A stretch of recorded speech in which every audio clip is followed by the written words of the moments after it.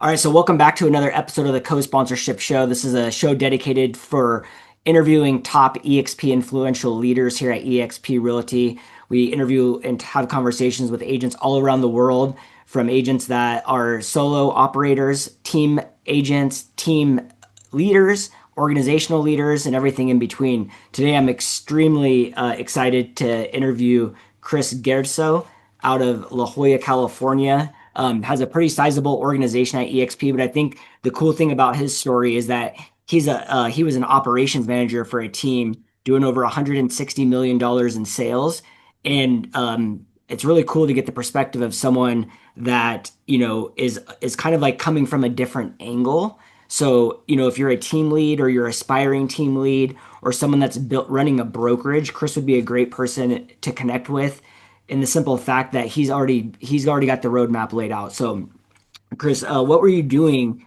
before you came to eXp Realty?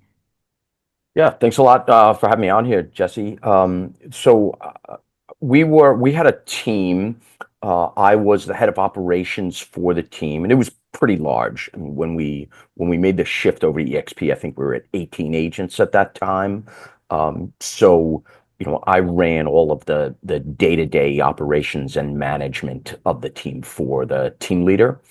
And then somebody who he knew had reached out to him about EXP, and he saw it pretty quickly.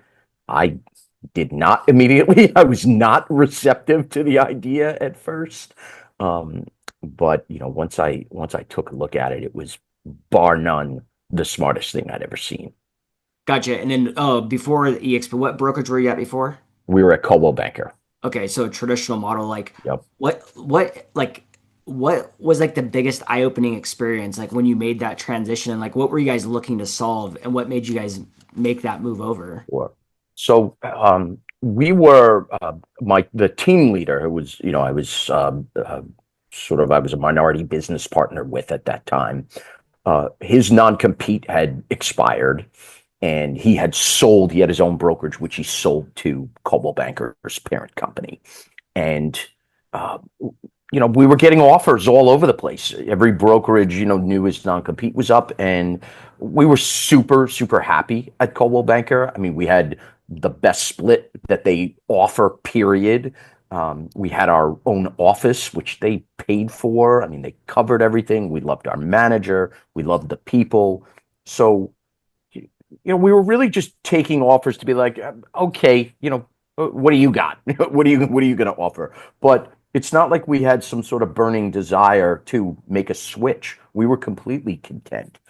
And when the you know when Pete finally brought me into the real conversation about EXP, there was another brokerage that had offered us a significant sum of money. I mean, into seven figures to Mhm. move the team to their brokerage, Wow. another traditional model.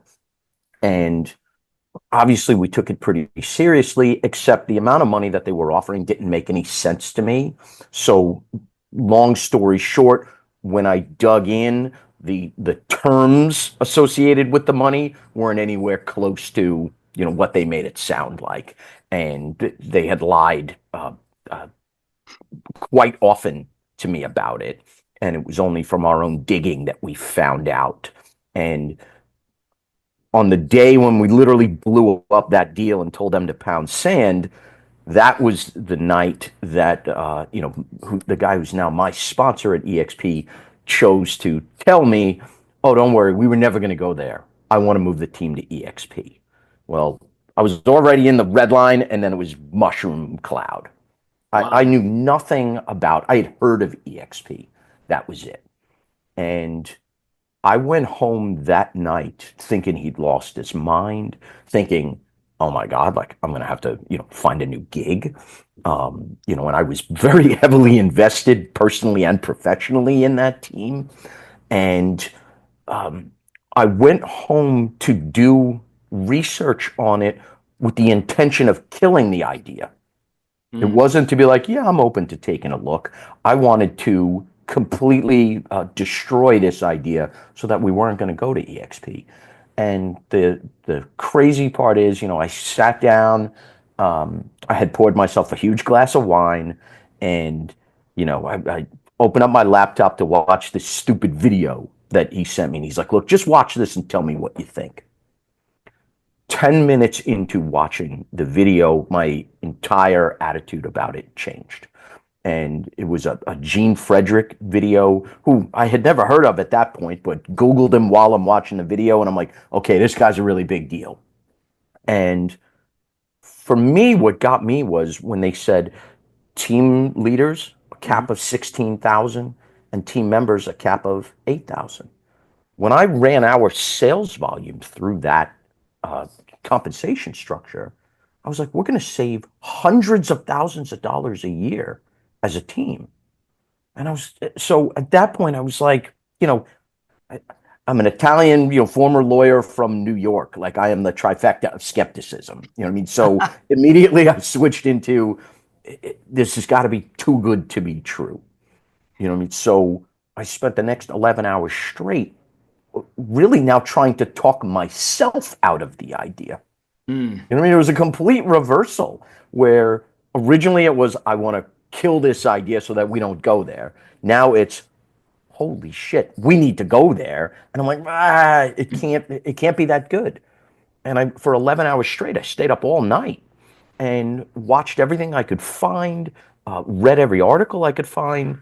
And the more I consumed, the more I started leaning towards, we have to do this. It's insane for us not to. Yeah. And that's where it ended up. So when So you say a couple, like you were going to save a couple $100,000, like I know because first you said you're there, you guys had a real favorable splits, and then you're like now you're going to save hundreds of thousands of dollars. So like, right. what was the difference?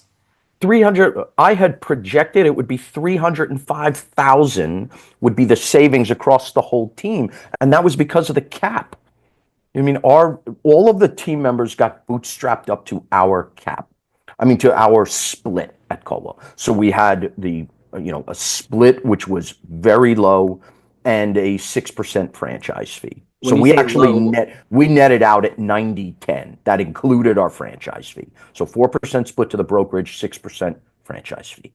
it's so interesting you say that. I literally just met with a Berkshire team last week, and they were telling me the exact same thing. They're like, we have the greatest split in the world. Right. And so when I plugged all of their information in the system and I ran the numbers side by side, they were spending over like $180,000, and they thought they had this Bananas. amazing deal going on. Right. So Right. what, I couldn't believe it. I didn't realize that there were places like that that capped your commissions. yeah. And what So was the what did they use any sort of like languaging back at Coldwell to like keep you interested in that non-capped model? Did they say, because like what the so Berkshire people told me was that they said the reason we don't have a cap is because we don't want you focusing solely on production to hit that cap and then giving up once you hit that number. Did they ever say anything like that to you guys? What no, did they that's say? that. I mean, that's just stupid. That's That's what I thought. what the what they always talked about was, well, we're Coldwell Banker, and we're a worldwide recognized brand, and we've been around for 120 years. And the more I thought about it, I'm like, yeah, well, so was Sears. It was Lehman Brothers. You know what I mean? When you make stupid choices and you don't adapt, eventually you die. So, um, that's just how I looked at it. Like, the brokerage brand to me is the biggest myth in real estate. And I see that at all of the traditional brokerages, the Century 19 and Compass, Berkshire Hathaway, Sotheby's, they all talk about our brand. But the truth is, the brand is transitory, meaning the Mhm. brand follows whatever agent is doing the production to contribute to that brand. Exactly. So that's how I looked at it with us, where I feel like all of those places try to justify. I even had that conversation with a very high up person at Sotheby's, and it was the same thing. Well, we're a worldwide, internationally known luxury brand and blah, blah, blah. And the bottom line is, when you ask the question, okay, Tell me what happens if your top 5 to 10 agents left tomorrow and went to eXp or went any place else. Your that branch, you know what I mean, or that franchise or whatever, decimated. Yeah. It's a question of how many months before they can't afford the rent on the building. So that's what, for us, we're the type of people who bet on ourselves. You know what I mean? And we knew because they said that to us. You'll never sell luxury real estate again. Oh yeah? Watch. Now, our business actually, the first year we were at eXp, our business was up 62% year over year. Now, that wasn't because we moved to eXp, Yeah. but it certainly didn't slow us down one bit. The clients didn't even notice. Yeah. So, So that's actually a really good, an interesting point, and actually something that I really wanted to hit on because you're actually in a unique situation. Well, one, you're a lawyer from New York living in California, so that's one thing. I'm a stranger in a strange land, no question about it. But two, you're in this luxury market, La Jolla. You just don't think EXP and La Jolla go hand in hand. So I'm like interested to know more about that. But before we jump into that, what was the feelings like when you were like, damn, I could save because I we always talk about like you can't save your way to wealth. But like what did you think when you were like, damn, just like making this move, we're gonna save 300,000? Like, did that make you feel sick or what was the emotion like? Made me feel sick that we didn't do it sooner. You know what I mean? I literally was just like, how long have you known about this? You know what I mean? Because he'd obviously done a lot of research on it, et cetera, beforehand. Um, and then when he brought me into the conversation, because now we had to start thinking about, all right, moving all these bodies, et cetera. Um, all I kept asking myself is, why isn't every agent in the country talking about this place nonstop? Yeah. Like, what is the holdup? So it's, I had that. My initial reaction, to be honest, was, what the hell is EXP? You know what I mean? I had that sort of snob factor of still trying to believe that the company brand actually meant something. Yeah. And until I actually looked at it and realized, what the hell are we paying for? You know what I mean? Like there were very often times where the manager was asking us to, go to the trainings so other people would go, and Yeah. and even participate and host some of the trainings. And I was like, what the hell is your job? You know what I mean? Like we're running our own team. I don't have any interest in taking time out of my day to train other agents that aren't a part of our business. Yep. I say this all the time. Like, you know, these brokerages talk about like, we're a family and we're a team and blah, blah, blah. No, they're not. You know what I mean? They just happen to be wearing the same colored jersey, but Yep. they are not on the same team. So, um, that's how I looked at it. As soon as I really dug into EXP and realized what a better return on our investment we would get, then it became a no-brainer. And I immediately got over well, I don't really know that much about EXP, and maybe people haven't heard of EXP or all that kind of nonsense. None of it mattered Yeah. in reality. None of it. Did you have any clients whatsoever say anything about it? No. In fact, the funny thing was when we had multiple, active either listings or things pending and stuff like that. Mhm. And we were never going to be in a position where the deck was completely clear and now we can move over. You know what I Exactly. mean? We were going to have to rip the Band-Aid off at some point. So I reached out like to our clients to let them know, hey, we're making a move.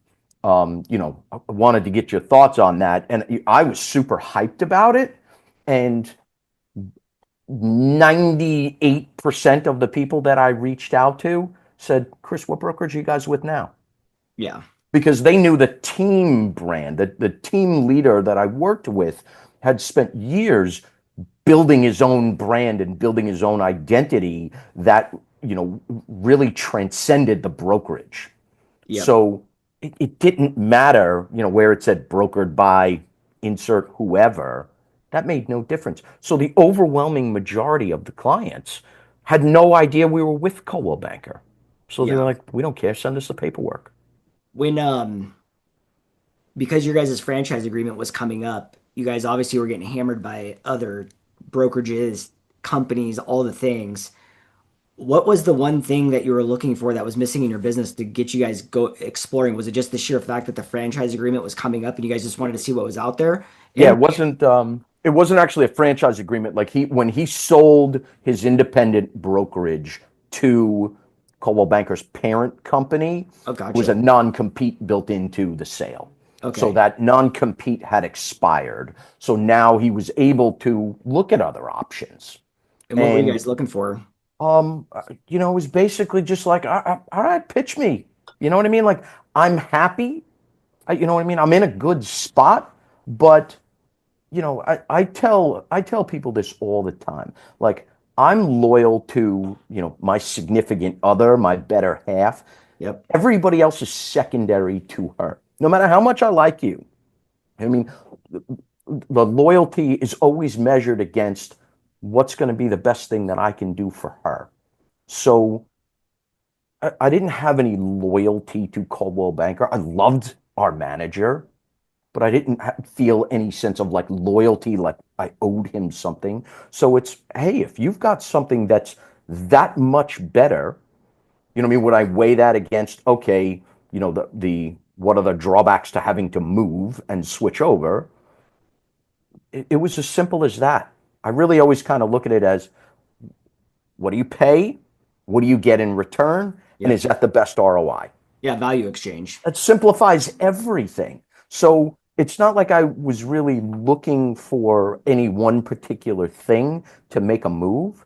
But when we looked at this, excuse my language, but it was like, holy shit, the difference just on that one item of the difference in our net income from having a cap versus not having a cap, that was enough to change my entire outlook on it. You know what I Yep. mean? And then the more I learned, I was like, what the hell is this revenue share thing? And that then got me super excited. Yep. You know what I mean? So it was just one thing after another of, you know, everything that they offer was more than we were getting previously. And it was going to cost us a heck of a lot less and give us Yep. a lot more opportunities. So, I'm practical. You know what I mean? For me, it's not emotional. I really like the people I work with, or I really like the color blue and, blah, blah, blah. None of that shit matters to me. It's cold hard math. Yep. And this was, a no-brainer of a decision at that point. One of my favorite sayings is people lie, numbers don't. Right, And, right. and math always maths. So like what was like the experience like transitioning over? Did when you guys told Coldwell, was it just like a hard shut off? They cut you off and then you had to move over, or how was that whole Well, transition? well, it was pretty funny that so my the guy who I was sort of semi-partners with at the time, who was the team leader, um, he had a very long and really good relationship with the manager. So he said, look, I'm going to go and give him a heads up that we're leaving, and give them sort of 30 days notice so that it would sort of be a smooth break and transition. And I remember saying to him, like, I know you like him, and as a friend, I agree with you.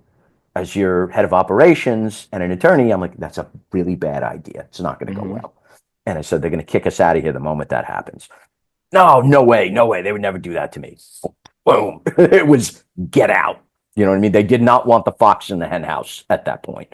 So once we told the manager, it was pretty quick that they, wanted us out the door. So the whole thing happened. We had been gearing up for some time, and all the preparations were made.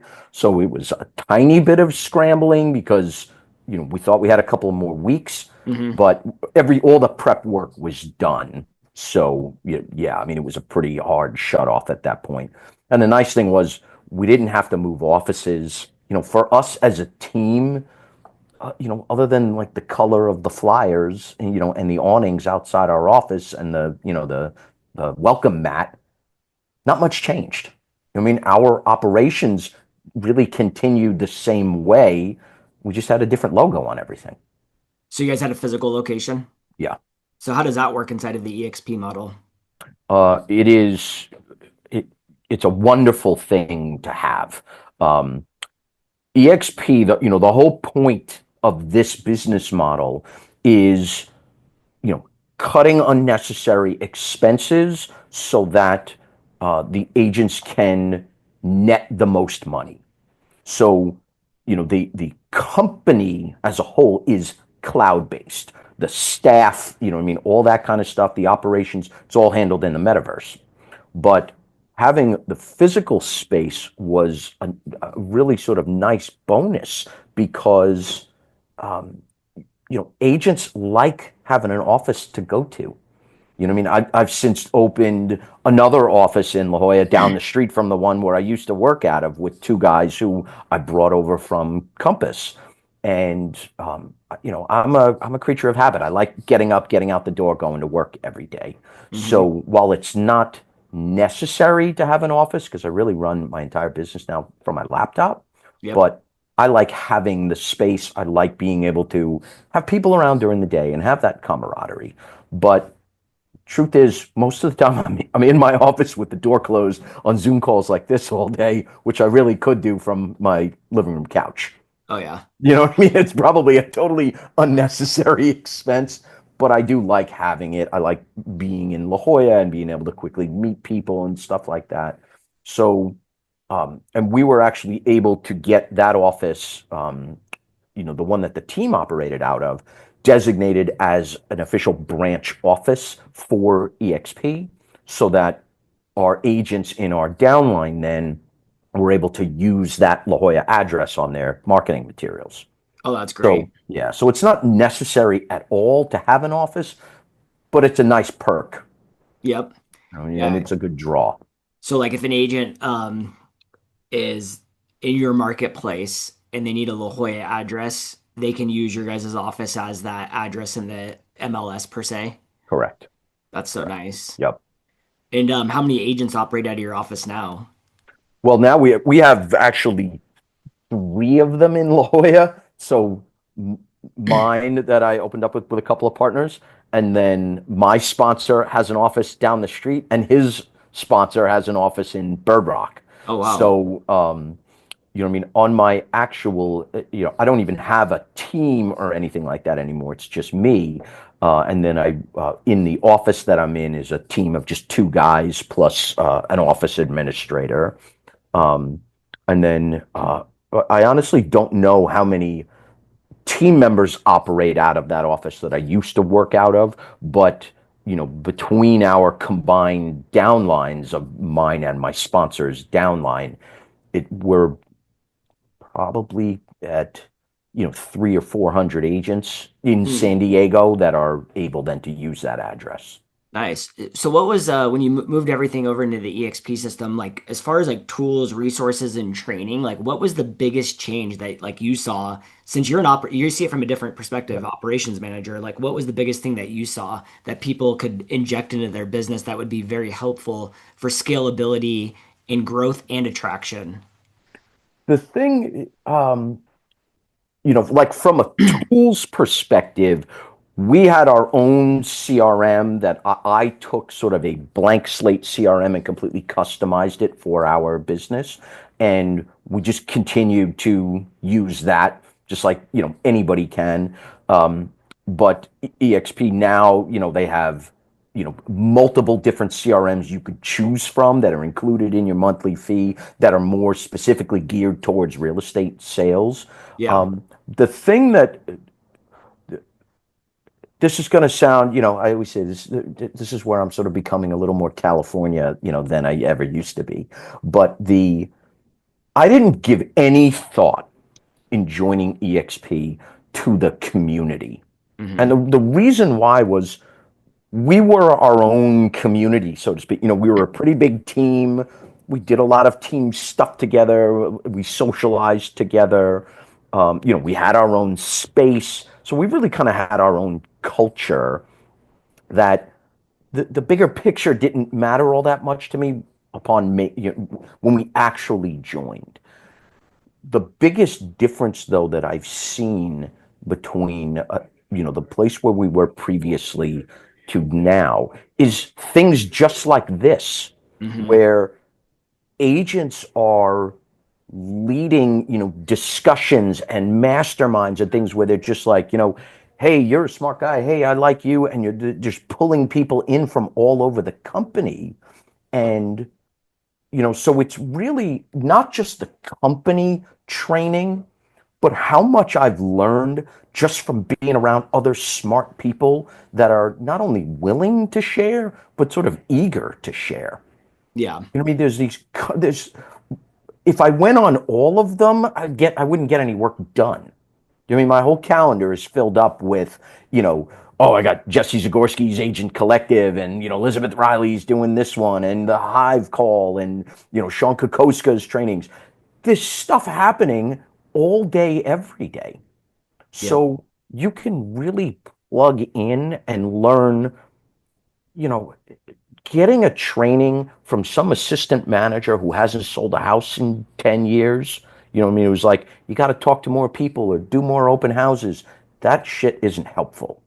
But Yep. when you're on a call and what the hell is that guy's name who got on the agent leadership call that day who did the whole thing on AI? Oh yeah. I Yeah. I don't can't remember. think of his- I'm blanking on his name right now, but I've never felt like more of a Neanderthal than I did after getting off that call. You know what I mean? So it just inspires me to level up and do the things that traditionally I'm not comfortable with. You know what I mean? I now fall into the old dog category. You know what I mean? So AI, I'm like, ugh, but it's an absolute necessity. And the way that people are using it at eXp, you realize how many agents are going to be completely obsolete in a short period of time. So those agents are all willing to share, like, this is how we're using it. And that's happened over and over and over again. You know what I mean? I noticed it was like our first or second week at EXP, and there was some kind of like an online, like a day long, like summit thing. I think it might have even been um, when they used to do it wasn't EXPCon, but they had the other big Shareholder event, summit. shareholders. I think it was that, and they were doing it virtually. And Jay Kinder had been he did a segment, and at the very end of it, he said something that I was like, somebody walked into my office just as he said it, and I'm like, shit, what was that line? So I just emailed him. I found his email in the directory and said, hey, Jay, we're pretty new, blah, blah, blah. And I just watched this thing. Can you just tell me what that line is? And within 15 minutes, he wrote back and he's like, hey, bro, thanks so much for watching, blah, blah, blah. Here's the link to that thing that you needed. Oh, and by the way, Michael Reese and I put on this huge summit last weekend. We had hundreds of attendees. Here's the materials from it if you find them helpful. And it was like 400 pages worth of stuff Wow. that I'm sure he charged hundreds, if not thousands of dollars to attend that seminar. He just sent it to me for free. Yep. And I was like, what the fuck? So it changed everything in terms of, you know, how you look at other agents within the company. It's the fact that we are all owners of this. We're Yeah. not just an independent contractor, working for some, 100-year-old sign. This is we're building something pretty special here, and we have an ownership stake in it. So the more we're pushing each other, the faster we're all going to win together. So Hmm. that was, to me, the biggest change, was that shift of, it's not us against the world. You know what I mean? Within this company, it's you come from a giver mentality, which Yep. is never been my strong suit. But now it's like any time that I can contribute back, because I get so much from the people like you and all the people around me that are just constantly dropping unbelievable knowledge. Yeah, I think one of the toughest parts, especially like the franchise world, because someone's watching this and they don't know Coldwell Banker's a franchise, like 90% of the brokerages out there. The thing that I noticed too, and we talk about like collaboration, is like even in the franchise world, even though they all have the same sign names, like KW, Coldwell Banker, Berkshire, they're all competing. So Right. I worked when the Portland market when I first started, it was four KWs there, all four different franchise owners. I worked at Next Home, four like there was like six different franchise owners, and they all tried to like recruit each other's agents. So then it Yep. pissed everyone off, and then it siloed all these franchises together. So I was looking for one training platform, one messaging system, and all the things. So coming over to EXP, when you mentioned like you saw like almost a 70% increase in business, and you said it wasn't all EXP, like I was the same way. I actually went from 10 million to 50 million to EXP, but it Boom. wasn't that EXP did anything, but it removed all of these barriers. Did you Yep. feel the same way? Yes.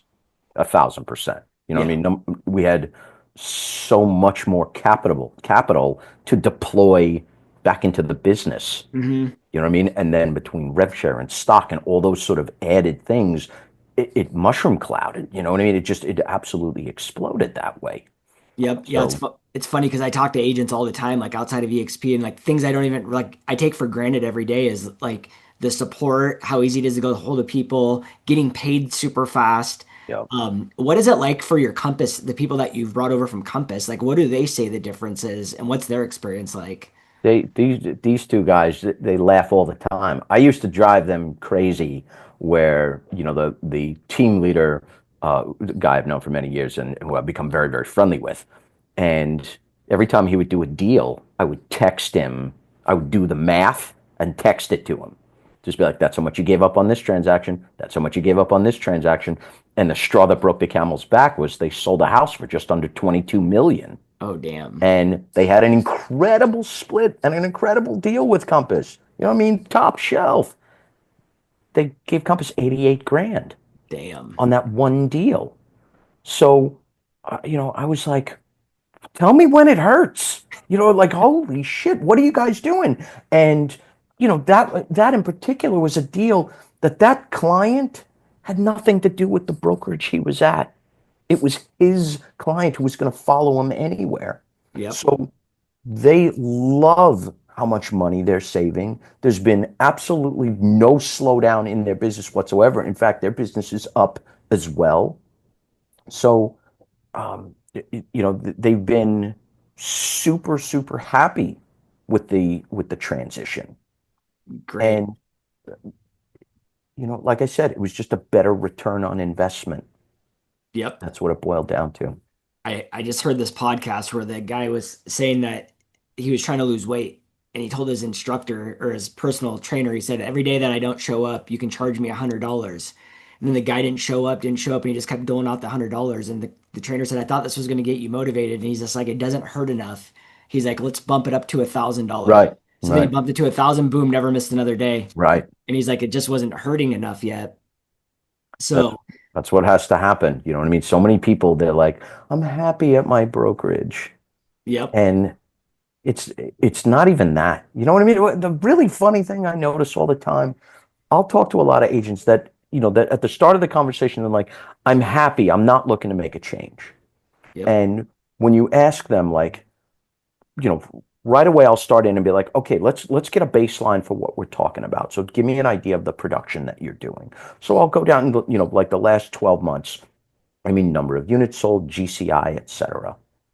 And then I'll ask them, certain categories about their brokerage. Okay, tell me about lead generation at the brokerage. Tell me about the support that you receive, training and education, the obviously the financials, the commission splits, franchise fees, and all that. And by the time you're done talking to them, you realize like they're not comfortable. They're just used to it. Hmm. And I told one lady recently, I was like, you tell me you don't like change. We spent, 45 minutes with her just bitching and complaining about her brokerage and how it's not doing anything for her. But when it said, okay, like, let's get the paperwork started then. Let's get you rolling here. She's like, I don't like change. I'm not ready, blah, blah, blah. And I equated it to, I was like, do you realize you're sitting with your hand on a hot stove right now and it's burning? It's uncomfortable. And you're unwilling to pull your hand away because that means change. Yep. I said, in your situation, the change is the relief to what you're going through.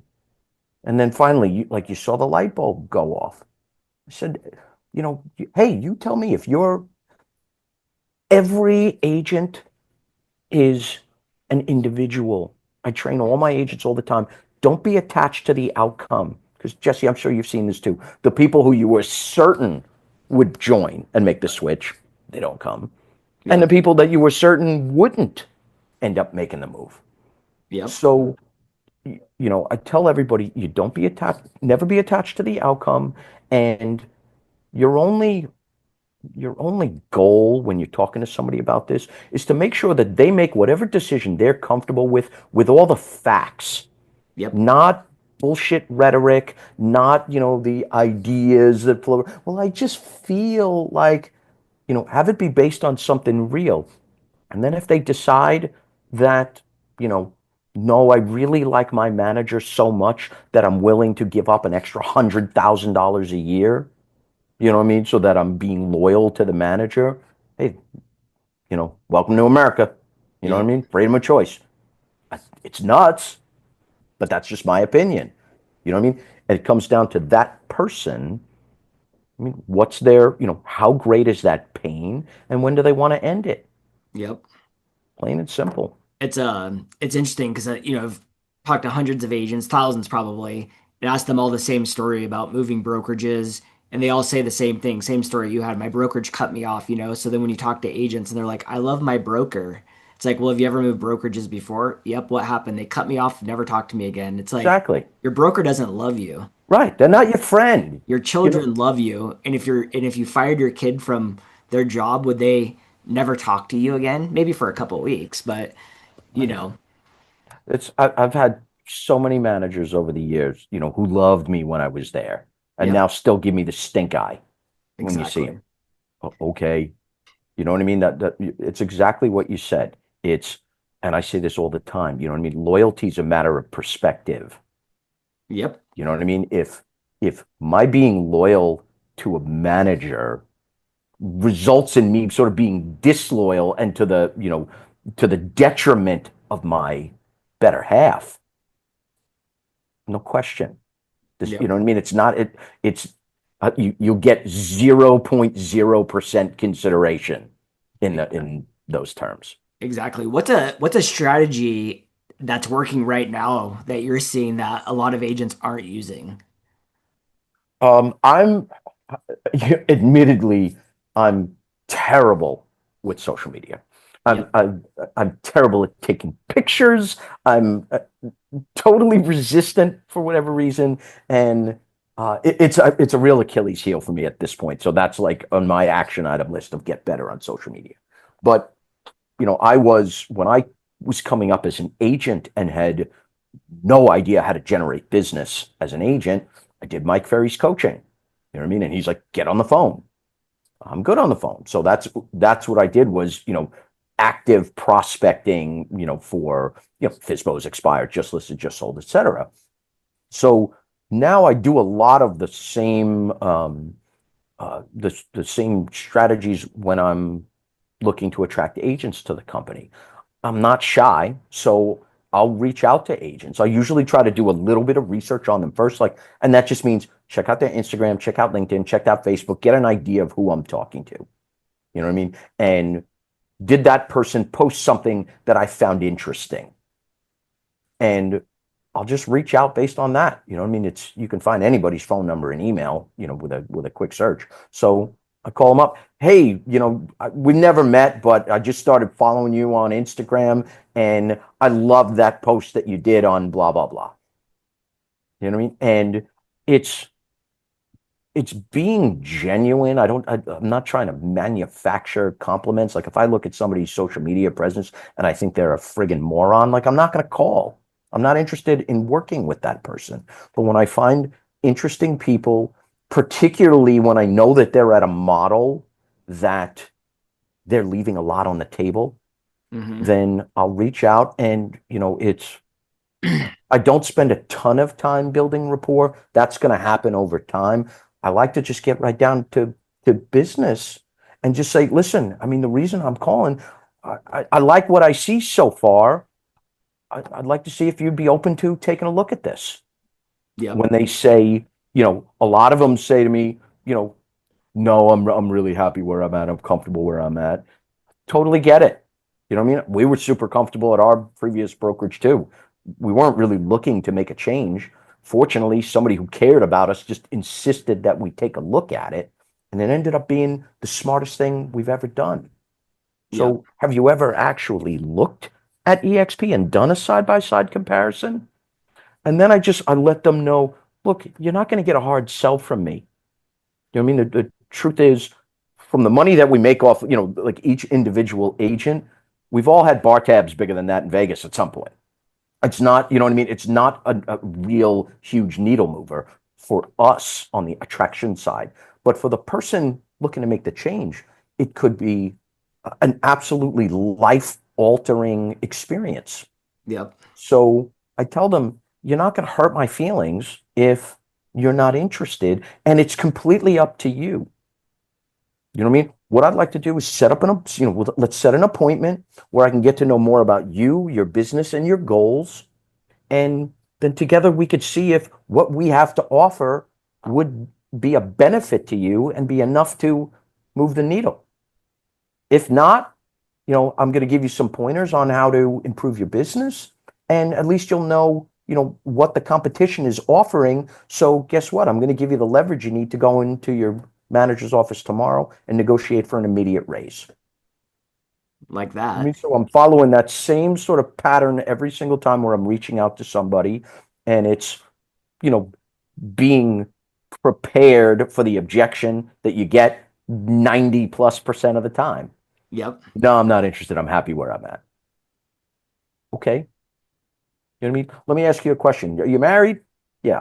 So if your wife came home today, you know what I mean, and she's making $75,000 a year, and she's happy. She likes her manager, she likes the people she works with.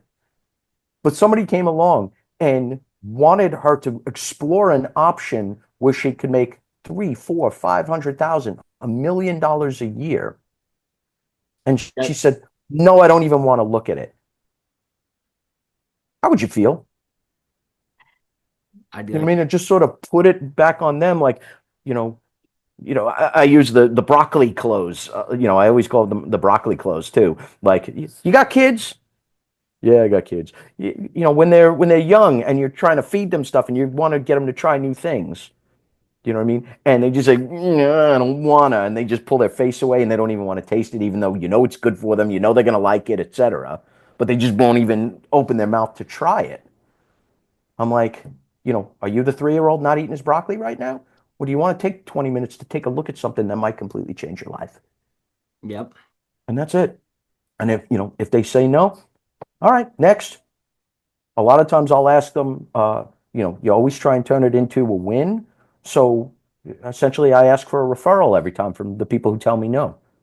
All right, who at your brokerage do you think might want to make more money and Yep. significantly change their life? And if, usually they're just like, oh, I don't know anybody looking to make a change. All right, who's the top agent at your brokerage? They know that question. They know the Right. answer to that question. And then I'll ask Exactly. them, and who's the top agent in your market? Because we're doing this all over the country. What You do know what I you? mean? And you watch how many people at that point, all of a sudden, it's like instant FOMO. Oh yeah, You know exactly. what I mean? Like, well, if they joined, would they go under me? No, you said you weren't joining. I've already moved on. Do you want to have a conversation about this? Because then we could go and talk to that person together. So a lot of times, just asking for that referral can turn it around. You know what I mean? And that's the biggest thing, is just being like, this isn't a hard sell. I have no interest in pitching you, saying, please join my brokerage. No interest in that. I want to learn about you and see, number one, because I'm sure you're the same way. I invest a lot emotionally, mentally, physically, financially into the people who I bring into the company. I Hmm. mean, they are now part of my business. We're not just two independent contractors wearing the same colored jersey. You know what I mean? I have a vested financial interest in their success. So I want to make sure also that the people I bring in, that we're in alignment as well. So a lot of times it's, you know, let's see if eXp is going to be a good fit for you, but at the same time, let's see if you're going to be a good fit for eXp also. Exactly. And What then I what kind of agent thrives in your organization? all different kinds. It's and what I mean by that, I have such a mixed bag in terms of demographics, financially, geographically. I mean, every category. But to me, the ideal person that I'm looking for are the people who are like already crashing into a ceiling Mm-hmm. and they're dying to find a way through that ceiling because then the sky's the limit.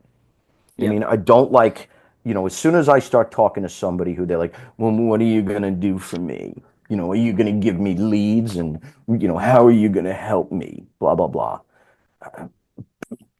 I lose interest immediately. And it's, so funny coming from a completely different career, in a totally different business.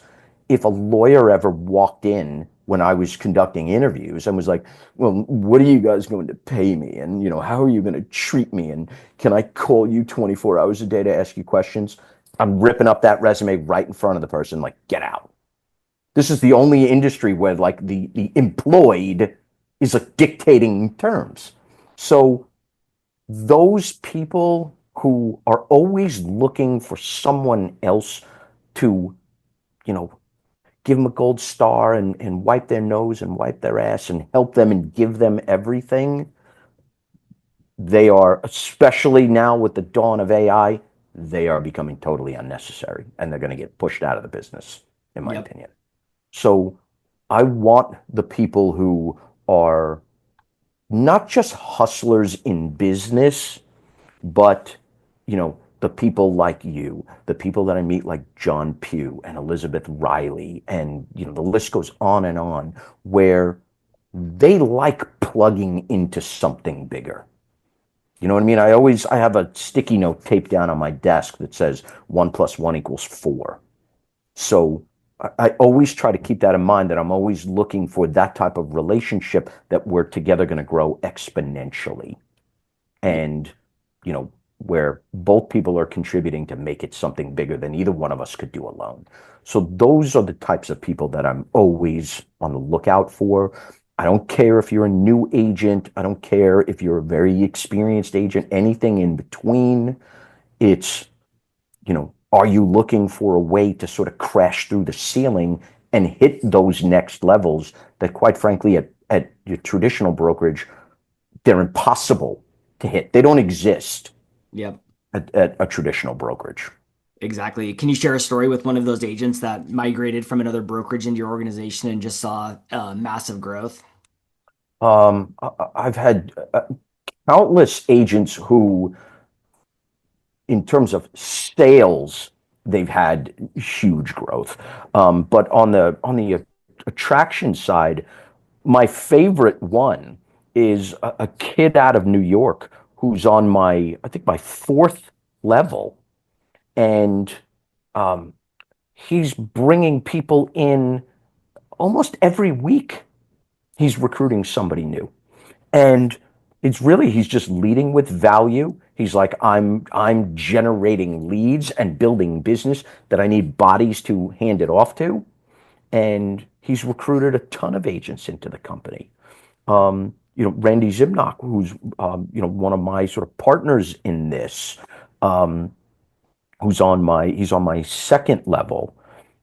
He's blowing up all over the country, where he's brought in, several organizations that each one of those have started to grow massively now. Yeah. So it's opportunity that doesn't exist in other places, simply because they can't afford to do it.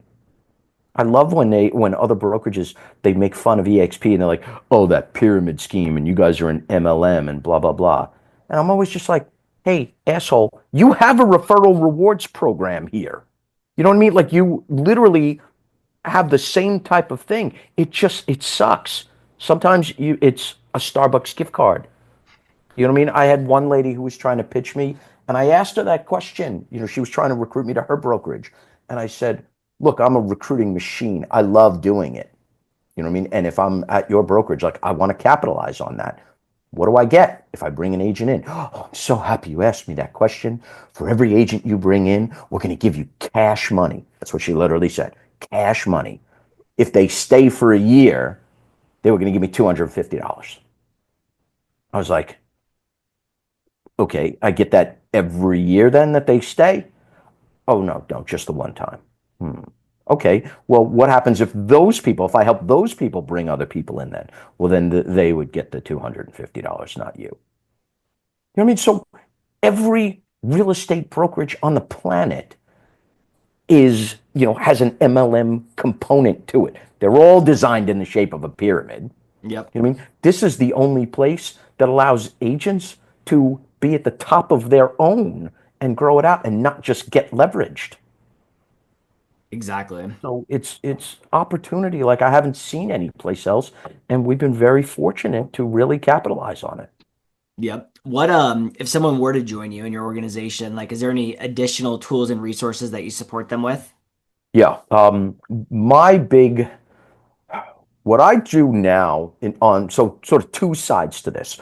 On the sales side of it, on the real estate sales, I'm now engaging in a lot of strategic partnerships with, sort of professional coaches and people like that, Hmm. so that, I have a lot of stuff just sort of in my head of how I do the business and how I sold real estate.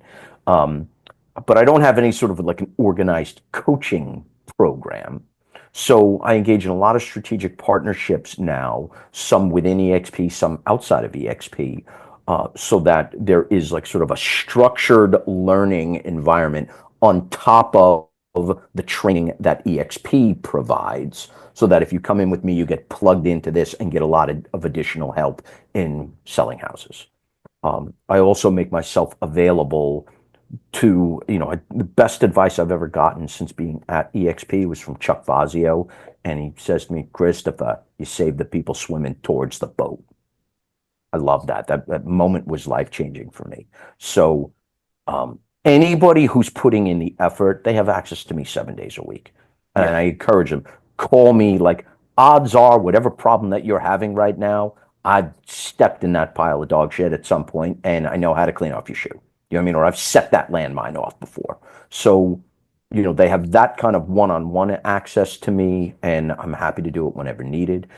On the agent attraction side, since that's really become my primary focus, that's where I provide my people with the biggest benefit. When you look at, the number of people, the percentage at eXp that are actually taking advantage of revenue share is way lower than it should be. I mean, it's 14% of the agents actually benefit and receive revenue share. Yep. To me, that's criminal. So I see it all the time, though, within my organization. And unfortunately, I see it with some of my top producing agents. I mean, people doing, anywhere from, $500,000 to 750,000 to $1 million in GCI. And I hear a lot of times, oh, I'm so busy selling real estate. Like, I don't have time to think about that or time to deal with that. So no matter how much I've found, we've all heard that expression, like you can lead a horse to water. No Hmm. matter how many times I've tried to lead them to water, I haven't been able to make a lot of them drink who should be drinking, who could have huge organizations themselves. So what I do with those agents is um, I engage in what's called tap rooting. So I'm actually doing the recruiting for a lot of the members in my group. Now, that's not saying that I'm out there sort of like blind cold calling people and then saying, okay, I'll put this person under you and this person under you. It doesn't work that way. The basic one is whenever they do a transaction, they automatically get an email from me, that's a congratulatory about doing the deal. And then it's a reminder, hey, let's finish the job. If that was a good agent, let's try and bring them into the fold. So, but I save them right in the email. If for whatever reason you can't or won't talk to that agent about eXp, I'll do it for you. Here's a link to a Google form. Just get me their info. You know what I mean? Because we can't, especially if they're in other markets, we can't see who the agent on the other side was. Yep. So I have them submit that Google form. It populates right as a new lead into my CRM. Everything is set up where it's tagged and attached to the profile of the person who referred it to me. And then I'm reaching out as if I'm recruiting that person myself. But if they join, they go under whoever made the referral. That's a really nice value add. And actually, it's the first time I've actually heard of anybody doing that. So, in case like there's an agent watching this that isn't familiar with the EXP structure, like we earn revenue share based on EXP giving us back 50% of the company dollar in the form of revenue share. So, what Chris is saying that if he has an agent in his organization, do a deal with another agent, like a lot of agents will do that to try to like lead a conversation into EXP. So Chris is essentially going, having his agent and his organization give him the information from the agent he just did the deal with, and then reaching out to them to see if maybe we can help them grow their business. So I think that's a phenomenal value, especially because a lot of agents, like you said, what is that? 86% are focused on selling real estate. Right.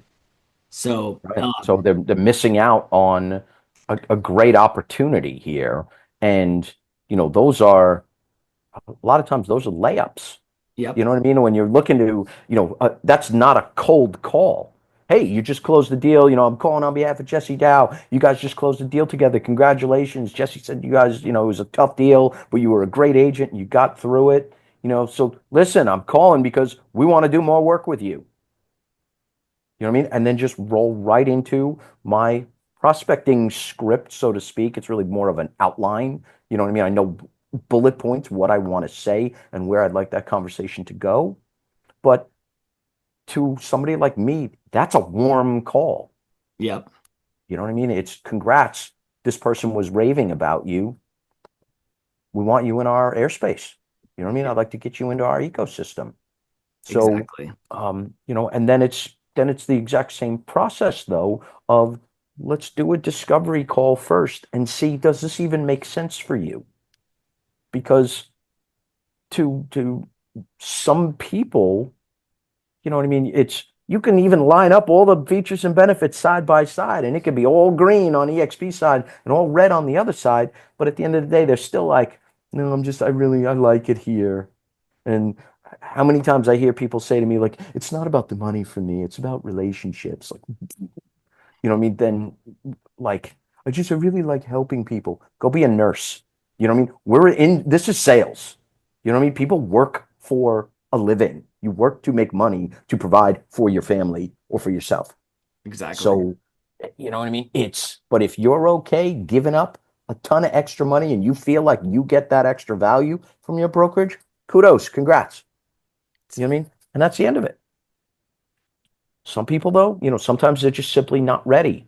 Everybody's got shit going on in their lives, but it's that same process. So, I am a lunatic when it comes to my CRM and my follow up. Like I've spent, I don't even want to think about how much time. It's hundreds of hours. You know what I mean? Sort of building out, a CRM with a pipeline in it that's extremely detailed Yep, so that like the more detailed I make it, the less thought has to go into whatever I'm doing. So it's like, okay, at this stage this was their response, blah blah blah. They go right to that stage of the pipeline, and then the CRM tells me exactly what to do. Send this email with the link right there. Update this, blah blah blah, whatever it might be. And um, I'm literally able to and doing following up with thousands of agents at this yep, point. Many, for myself, but the overwhelming majority of them are from other people. So they're able to just sort of toss them into my funnel and know that somebody is following up with them, staying in front of them. And, I'll follow up with somebody until one of us dies or they join. yep. Plain and simple. What if somebody wants to get a hold of you or find out more information about you, how would they do that? Easiest way, I'm in my email all day, every day. So it's just chris@chrisguercio.com. Fantastic.